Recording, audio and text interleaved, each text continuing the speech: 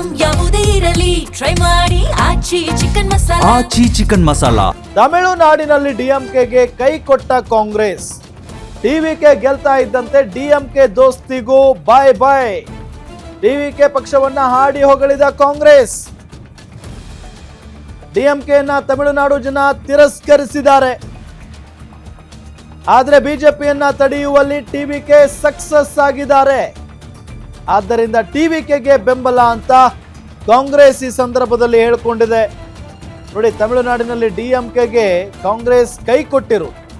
TVK ಗೆಲ್ತಾ ಇದ್ದಂತೆ ಡಿಎಂಕೆಗೆ ಬಾಯ್ ಬಾಯ್ ಹೇಳಿದ್ದಾರೆ ದೋಸ್ತಿಗೆ. TVK ಪಕ್ಷವನ್ನ ಹಾಡಿ ಹೊಗಳಿದೆ ಕಾಂಗ್ರೆಸ್. ಡಿಎಂಕೆಯನ್ನ ತಮಿಳುನಾಡು ಜನ ತಿರಸ್ಕರಿಸಿದ್ದಾರೆ. ಆದರೆ ಬಿಜೆಪಿಯನ್ನ ತಡೆಯುವಲ್ಲಿ ಟಿವಿಕೆ ಸಕ್ಸಸ್ ಆಗಿದ್ದಾರೆ. ಹಾಗಾಗಿ ಟಿವಿಕೆಗೆ ನಾವು ಬೆಂಬಲವನ್ನ ಕೊಡ್ತೀವಿ ಅನ್ನೋ ನಿಟ್ಟಿನಲ್ಲಿ ಕಾಂಗ್ರೆಸ್ ಹೇಳ್ತಾ ಇದೆ. ಕಾಂಗ್ರೆಸ್ನ ಕಾರಣ ನೋಡಿ, ಬಿಜೆಪಿಯನ್ನ ತಡೆಯುವಲ್ಲಿ ಟಿವಿಕೆ ಯಶಸ್ವಿಯಾಗಿದೆ. ಹಾಗಾಗಿ ನಾವು ಟಿವಿಕೆ ಜೊತೆ ಹೋಗ್ತೀವಿ, ಟಿವಿಕೆಗೆ ಸಪೋರ್ಟ್ ಮಾಡ್ತೀವಿ ಅಂತ ಹೇಳಿ ಒಂದೇ ಅಜೆಂಡಾ, ಒಂದೇ ಶತ್ರು ಬಿಜೆಪಿ.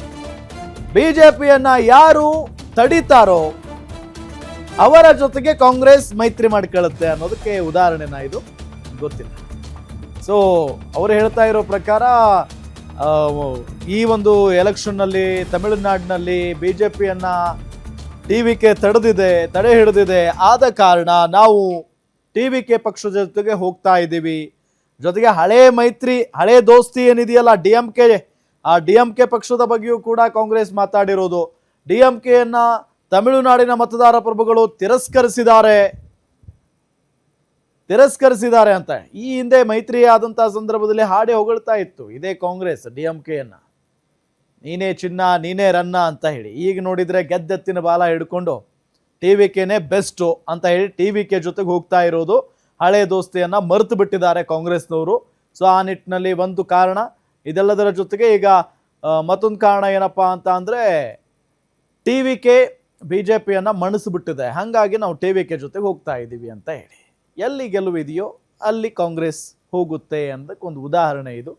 ಸೊ ಟಿವಿಕೆ ಪಕ್ಷವನ್ನ ಹಾಡಿ ಹೊಗಳಿರೋದು ಕಾಂಗ್ರೆಸ್ ಈಗ.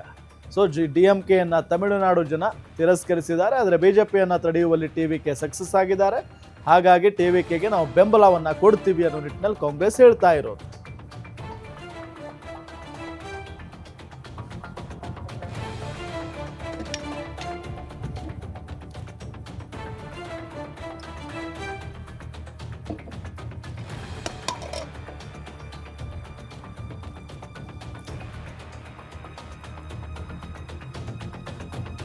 ಎಸ್, ನೋಡಿ, ಗಮನಿಸ್ತಾ ಇದ್ದೀವಿ. ಒಂದು ಕಡೆ ಬಹುಮತ ಸಾಬೀತಿಗಾಗಿ ಏನು ಮಾಡ್ತಾರೆ ಟಿವಿಕೆ ಪಕ್ಷದ ನಾಯಕ ವಿಜಯ್ ಅವರು ಅನ್ನೋ ಒಂದು ಪ್ರಶ್ನೆ ಸಹಜವಾಗಿದ್ದೇ ಇತ್ತು.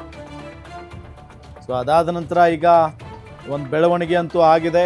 ಒಂದು ಕಡೆ ಅಣ್ಣಾ ಡಿಎಂಕೆಯ 35 ಜನ ಶಾಸಕರು ಟಿವಿಕೆಗೆ ಸಪೋರ್ಟ್ ಮಾಡೋದಕ್ಕೆ ಮುಂದಾಗ್ತಾ ಇದ್ದಾರೆ. ಮತ್ತೊಂದು ಕಡೆ ಕಾಂಗ್ರೆಸ್ನ 5 MLAಗಳು ಕೂಡ ಇದ್ದಾರೆ. ಸೊ ಎಲ್ಲ ಸೇರಿ ಬಹುಮತ ಅಂತೂ ಸಾಬೀತಾಗೇ ಆಗುತ್ತೆ. ಜೊತೆಗೆ ಬಹುಮತ ಸಾಬೀತು ಪಡಿಸೋದಕ್ಕೆ 1 ವಾರ ಅಥವಾ 2 ವಾರ ಸಮಯಾವಕಾಶವನ್ನು ಕೇಳುವಂಥ ಸಾಧ್ಯತೆ ಇದೆ. ರಾಜ್ಯಪಾಲರ ಬಳಿ ಇವತ್ತು ಭೇಟಿ ಮಾಡ್ತಾರಂತೆ ಹೋಗಿ ವಿಜಯ್ ಅವರು. ಸೊ ಅದಾದ ನಂತರ ಏನಾಗುತ್ತೆ ಅನ್ನೋದನ್ನ ಕಾದು ನೋಡಬೇಕಾಗಿದೆ.